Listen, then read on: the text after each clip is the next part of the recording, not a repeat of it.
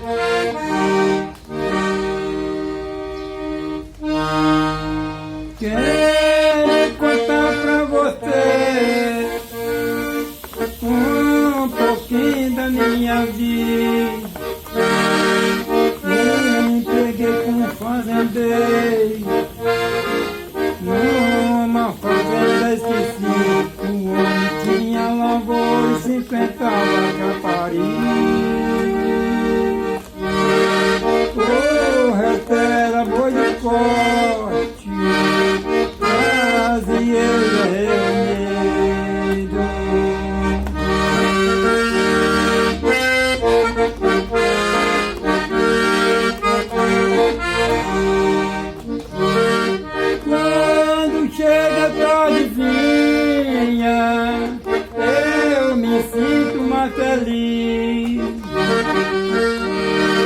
O piado da chororó e o piado da perdi, pois no horizonte eu vejo um bonito arco-íris.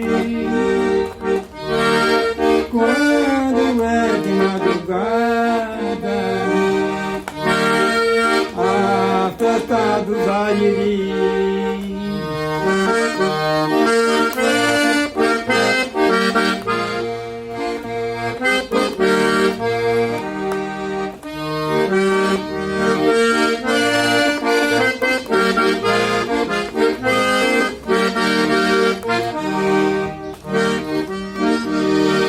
A lua ela vem saindo com o seu brilho de prata, olhando a lagoa, os montes e as cascadas, e também as belas mar. Oh, meu violão no peito, fazendo-me a serenar.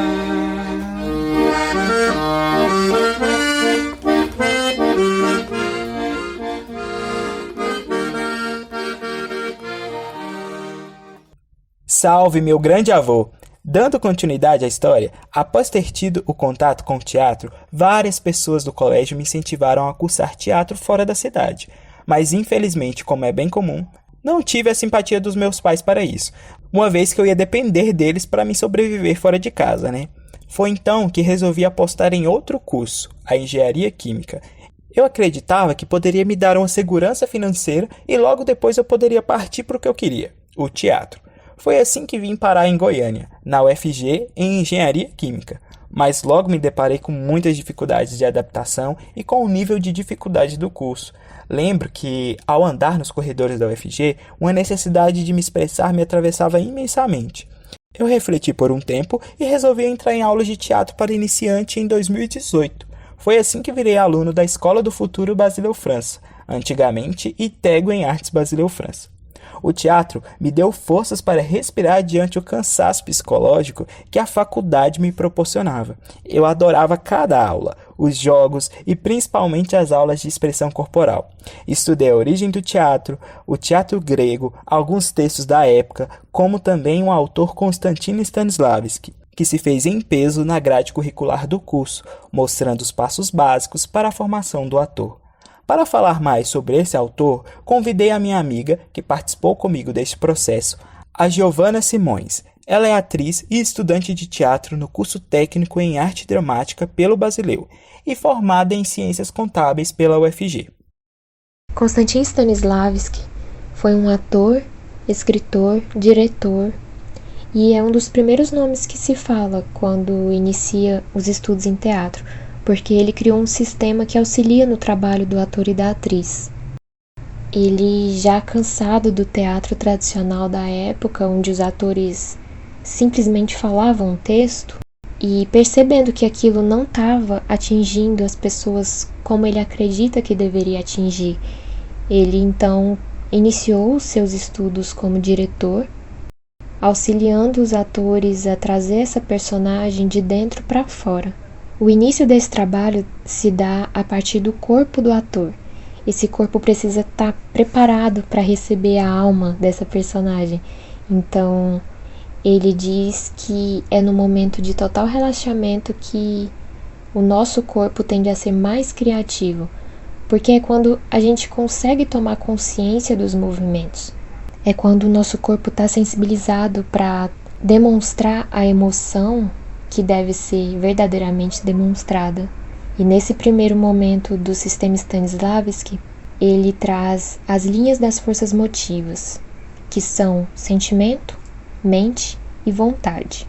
A partir desses 3 pilares, a gente consegue estimular o sentimento dessa personagem, através, não só a partir do texto que foi dado, mas também é preciso olhar as entrelinhas desse texto e entender quem é essa personagem.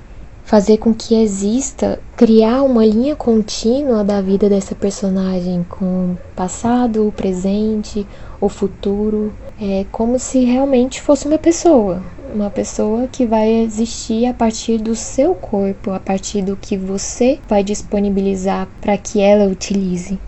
Mas em determinado momento desses experimentos, Stanislavski percebeu que era preciso trazer também esse sentimento para o corpo, para fora, né? Não bastava saber o que estava sentindo, não bastava ter a construção dessa personagem interna, era preciso transparecer isso. Então, os dois momentos de Stanislavski são extremamente complementares, porque no segundo momento, quando ele traz os métodos das ações físicas, ele une as ações internas com as ações externas. O ator ele não age simplesmente por agir. Existe uma ação interna dentro dele que faz com que o corpo se mova, cria um objetivo nesse movimento. Então ele passa a entender que o corpo do ator precisa estar preenchido com a alma dessa personagem. A gente precisa ver em cena, a gente precisa ouvir em cena e simplesmente sair dessa ideia mecânica de movimentar por movimentar, sem nenhum objetivo. E é até interessante nesse processo, porque quando nós tínhamos aulas de improviso, eu não gostava. Era muito difícil para mim entender o que é que estava sendo feito. E levou assim mais de um ano para eu conseguir entender a importância do improviso no teatro. Porque algumas vezes os atores estão em cena e simplesmente esquecem que estão em cena. Então é preciso ativar essa mente para caso alguma coisa saia do roteiro, a gente conseguir voltar para o que está sendo dito, para a mensagem que precisa ser passada através da peça. Então, os estudos no teatro são para sempre, porque a cada construção de memória, sendo física ou mental, a gente traz uma ativação dessa mente. Então, todos esses ensinamentos de Stanislavski são para que a gente consiga trazer personagens únicas e sair da mesmice de fazer sempre a mesma coisa sem um propósito. Existe um propósito para cada personagem em que a gente dá a vida. E é preciso estar com esse corpo e essa mente abertas para receber essa personagem e dar vida a essa personagem, pelo menos naquele instante. Gratidão, Giovana, ótima contribuição. Continuando a minha trajetória, no mesmo ano de 2018, eu tive minha primeira experiência com um set de filmagens, que foi do curta-metragem Granulado com um diretor amigo meu, Adam Souza. Logo pude ver o quão diferente pode ser a atuação do palco em comparação com as câmeras. Vamos receber agora o Adam, meu amigo que é diretor e formado em cinema e audiovisual pela UEG, para nos explicar melhor essa diferença. A diferença da atuação do teatro para o cinema está relacionada ao gestual, ao corpo e à voz do ator. Por quê? No teatro, esse gesto, essa voz, precisa ser grande, porque a gente tem um espaço muito grande do teatro, ou seja, esse palco de rua, seja, enfim, onde o público muitas vezes não está próximo do palco ou da onde está acontecendo a encenação. Então, a voz do teatro, o gestual do teatro, a emoção que o ator está transmitindo ali dentro daquela cena, ela precisa chegar, às vezes, muito distante fisicamente de onde ele está. Já a atuação para o cinema, não. A câmera, ela cumpre esse papel de aproximar o espectador da emoção do ator. Então, muitas vezes, o ator não pode fazer... Se o ator fizer um gesto, e igualmente no teatro, para o cinema, muito provavelmente isso vai soar muito falso. Por quê? Porque a câmera ela consegue aproximar dele e transmitir a emoção que ele está sentindo sem que ele precise se esforçar tanto. Então, tanto é que a atuação no cinema é dito mais como naturalista, né? O clássico, a atuação mais clássica do cinema é a atuação naturalista, que é aquela atuação onde você tenta atuar da maneira mais natural possível, né? dentro da narrativa, inclusive com os silêncios, com momentos de fala, com os gestos, né, mais contidos. A ação no cinema, no corpo do ator, ela se passa muito mais... É muito mais forte a ação interna. Claro que a ação externa também é importante, mas existe essa diferença, né? A ação interna ela é mais visível porque a câmera chega mais próximo do corpo do ator no cinema do que no teatro. No teatro, a ação interna talvez às vezes não dê nem para ver. Você precisa ver realmente a ação externa, né? É isso, eu acho. Muito obrigado, Ada. Sua resposta foi muito esclarecedora. Lembrando que tanto para o teatro como para o cinema, o ator utiliza um dos principais instrumentos para atuação, a voz. Para entender melhor esse instrumento, devemos conhecer alguns de seus parâmetros, que são a respiração, que é um elemento propulsor da voz, tanto ao aspecto físico como à influência emocional da pessoa. Segundo, a altura, que está ligado à frequência de vibração das pregas vocais, como grave, agudo e médio, e não como todos relacionam a altura ao volume.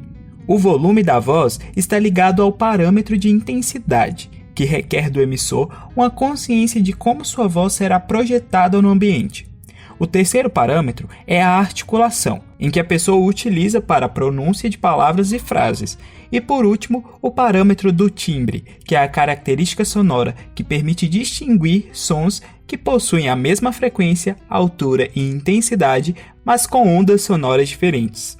Na prática, é muito importante para o exercício do ator o aquecimento vocal, pois assim irá aumentar a circulação sanguínea, logo a oxigenação no local, dar às pregas vocais maior flexibilidade, melhorar a articulação dos sons emitidos e a vibração das pregas vocais. Dessa forma, facilita muito no momento de usar este instrumento. Além disso, alguns cuidados são importantes para não prejudicar a voz. Dentre eles está não fumar, pois a nicotina junto com o calor da fumaça resseca as cordas vocais. Evitar roupas apertadas, elas comprimem a musculatura respiratória e pode gerar mais cansaço e perda de fôlego. Hidrate-se bem. Beba água em torno de 2 a 3 litros por dia, pois a hidratação ajuda a prevenir problemas na voz. Coma maçã. A fruta tem ação adstringente, que ajuda a limpar a boca e a faringe, melhorando a ressonância da voz. Além disso, o movimento de mastigar a fruta já ajuda a soltar a musculatura que produz a voz. Atenção com o refluxo. Evite alimentos que possam causar má digestão, como frituras, alimentos com condimentos, embutidos, frutas cítricas, leites, seus derivados, bem como refrigerantes. O ácido que provém do estômago pode irritar a garganta. A preparação vocal do ator não envolve somente os aspectos físicos da voz. Flexionar os músculos vocais não basta para a arte de interpretar vocalmente. A arte do ator é uma arte do movimento do corpo e da voz. Assim, deve ser trabalhada essa totalidade na sua sensibilidade, na sua expressão criadora para a interpretação. Para isso, quanto maior a consciência do funcionamento do corpo e da respiração, melhor o resultado vocal. Acredito que já deu para entender um pouco da ponta do iceberg do que é ser ator, né? Vamos continuar a história. No final do curso inicial em teatro, fizemos a montagem da peça Só para Mulheres, de Aristófanes. Ela é voltada para a comédia. Pude dar vida ao personagem de um homem que se travestia de mulher para infiltrar na reunião das mulheres. Foi um desafio e tanto, e um grande aprendizado. Já em 2019, eu cheguei a fazer o teste para o Corpo Cênico, um grupo de pesquisa e investigações teatrais da Escola Basileu França. Para a seleção, eu fiz uma cena com partituras corporais bem marcadas, junto com o poema O Pássaro Azul de Charles Bukowski. Um poema que segue comigo desde a minha apresentação de Máscaras em 2015. Para minha felicidade, eu fui aprovado. No grupo, estudamos um pouco de autores como Antonin Artaud, Konstantin Stanislavski, Bertolt Brecht e Grotowski, além do conceito de performances. Nas aulas práticas, trabalhamos o corpo, a energia criada pelos movimentos corporais e a exaustão ligada à criação. Bebemos muito de Grotowski e da metodologia do Lume. Para esclarecer mais sobre o conceito de performance, convidei a minha amiga e integrante também do Corpo Cênico, a Ana Domitila. Ela é comunicóloga formada e mestranda em comunicação pela UFG e atualmente cursa a segunda graduação em Cinema e Audiovisual pela UEG. Bom, durante muito tempo, até antes de eu entrar assim no corpo cênico, eu tinha muita dificuldade em saber o que era uma performance teatral, sabe? Eu ainda estava muito no senso comum, assim, de que performance era uma execução de uma ideia naquele momento, mas eu não compreendia muito bem como que era o estudo, como era a preparação daquele momento, sabe? Era mais, eu tinha uma ideia, assim, de que era uma coisa que o ator ou a atriz chegava, fazia e era aquilo, né? Eu tinha só esse conceito de que era algo do momento, né? Que existia naquele espaço de tempo em que estava acontecendo, e não depois disso, né? Eu tinha essa ideia. Depois que eu entrei no corpo cênico, que comecei a estudar teatro com mais propriedade, né? Tendo acesso a autores, a leituras do teatro, e trocar, assim, né, no processo de criação do próprio corpo cênico, eu comecei a ver performance de uma outra forma, né? Aí, pra mim, a performance, nesse momento, ela passou a ser uma apresentação, ela tem um cunho, assim, teatral, no sentido de algo que foi ensaiado, que foi preparado por uma pessoa que tá ali em cena, né? Eu entendia que a performance, mas a cena, ela tava deslocada do espaço do teatro, né, do palco. O palco, na verdade, ele ganhava um novo significado nesse outro lugar, que era onde essa performance ia acontecer, que ela não necessariamente precisaria ser em cima de um palco de teatro, né, como era uma coisa que eu estava acostumada. E durante muito tempo, para mim, essa foi a maior diferença, né, performance era, sei lá, na rua, em qualquer outro lugar que não fosse um palco de teatro, e teatro era aquilo que acontecia só no palco. E aí, dentro do corpo cênico, eu comecei a entender que, na verdade, a performance, ela tinha um sentido mais relacionado realmente ao acontecimento, né? Aquele experienciar e aquele trocar com o que acontece naquele espaço de tempo e naquele local físico ali onde você tá. Ou virtual, né? Também vieram as ideias de vídeo performance, mas assim, primeiramente, a minha ideia de entender performance, ela estava relacionada muito ao tempo e ao espaço, sabe? E era um tempo e um espaço muito determinado e poderia ser traduzido assim como uma experiência única, né? Até o momento, essa passou a ser a minha compreensão de performance. E aí, com o passar do tempo, a gente começou a desenvolver performances audiovisuais, né? No vídeo performances para os nossos estudos de personagem e depois para as nossas práticas cotidianas, né? Nossas experimentações com o corpo, com os sentidos do nosso cotidiano no meio da quarentena. E aí, a performance, ela ganhou um outro sentido, assim, né? Porque aí eu já não tinha mais a ideia de espaço e tempo como juntos no mesmo momento da realização daquela ação, né? Então passou a ser, por exemplo, uma vídeo performance, ela, no caso, ganhou o sentido o espaço e o tempo, né? Que eram as duas coisas que até então me determinavam para mim o sentido da performance, ganharam um novo sentido, porque aí era o espaço e o tempo dentro daquela mídia que é o vídeo, né? Então, a performance, ela já ganhou um outro aspecto, que é também de quem recebe aquela informação, né? Então, eu tive esse outro lado da performance que eu não tinha percebido, né, até então. E aí, no mestrado, pesquisando sobre os termos, né, performance e performatividade dentro do cinema, aí eu encontrei um aparato teórico mais específico, né, principalmente para questões da performance de gênero, que é o que eu estudo mais no mestrado. E aí eu compreendi que é uma questão de expressão de si, né, é um fazer-se no mundo, né, expor-se no mundo. Não necessariamente está ligado especificamente a um espaço e ao tempo que até então estava muito, muito, muito claro na minha mente, né? Mas sim um conceito de expressar o que há dentro, né? O conteúdo da forma. Então, a performance nesse outro sentido, né? Ela é uma expressão de si, né? E aí esse si é que aí a gente pode pirar e investigar sobre quem é esse si, aonde está esse si, né? O que é esse si? E aí entra a questão da subjetividade, que aí são os aspectos que formam a compreensão dessa consciência que se chama de si mesmo, né? Então a performance, nesse momento, agora, pra mim, ela tem significados diferentes em lugares diferentes, sabe? E eu consigo ver ela de várias formas diferentes, né? Dependendo do lugar onde eu tô, onde a minha atenção tá, né?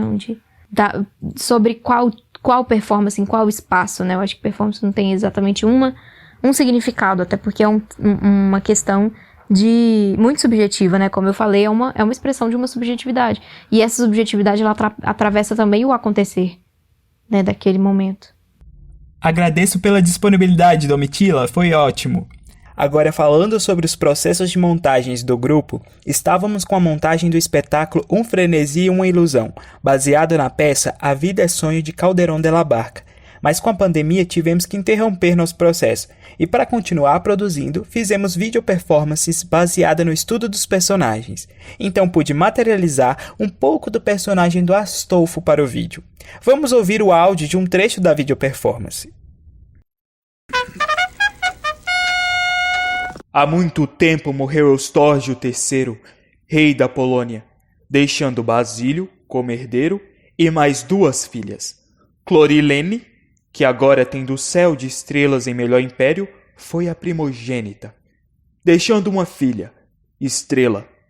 A outra, a altaneira Resisunda, que Deus guarde 1000 anos, casou-se em Moscou e dela nasci eu.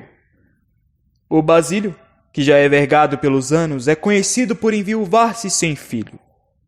Logo eu, Astolfo e a Estrela, aspiramos ao trono deste estado. Para isso, entramos em acordo e decidimos matrimônio. Ah, mas não é de se esperar que Basílio guardava em segredo seu filho, o príncipe Segismundo. Valha-me Deus, que tremenda infelicidade! Não vemos a hora de poder estar no palco com essa peça.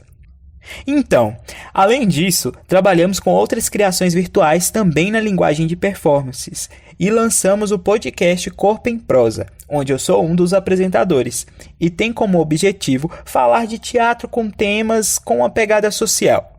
E atualmente focamos no projeto Parênteses, que inclusive foi estreado no dia 20 de maio no canal do Sesc Goiás.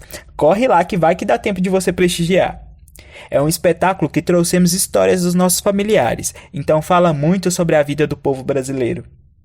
Nessa pandemia, estamos vivendo momentos difíceis, principalmente para os artistas que trabalham com a relação público-ator. Vemos como ser ator é uma profissão de guerreiros. Ao final de toda essa trajetória, ainda posso sonhar. Sonhar em ser artista, onde exista a oportunidade e mais valorização do artista brasileiro. Hoje, eu estudo economia na UFG e quero muito continuar estudando teatro. Por meio das ferramentas que a economia possui, pretendo analisar e estudar o sistema capitalista e como o artista é visto dentro dele, e também o impacto que a sua arte causa na economia brasileira.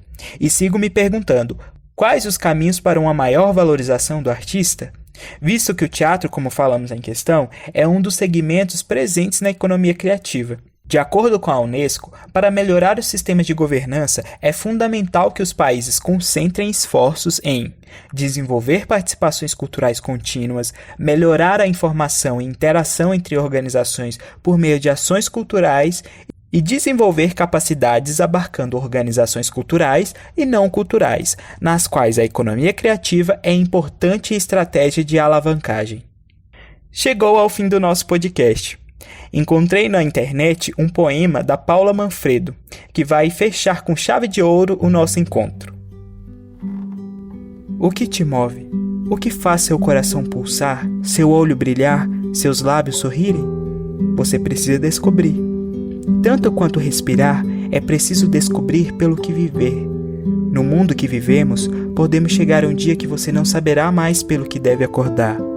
E se no mais profundo do seu âmago você não souber essa resposta, essa razão, nada fará sentido, nada será suficiente. Antes de planejar sua vida, seu destino, descubra o que te faz feliz. Tendo essa certeza em seu coração, todos os outros caminhos se mostrarão a você. Então é isso, pessoal. Até a próxima! Apresentação e roteiro, Gustavo Castro. Convidados: Adam Souza, Ana Domitila e Giovana Simões. Edição do episódio, Gustavo Castro. Trilha sonora, Diogo Cadaval. Design gráfico, Gustavo Castro. Este projeto foi contemplado com recursos da Lei Aldir Blanc. É uma realização do Ministério do Turismo, da Secretaria Especial de Cultura do Governo Federal, Governo de Goiás, Secretaria de Estado de Cultura de Goiás.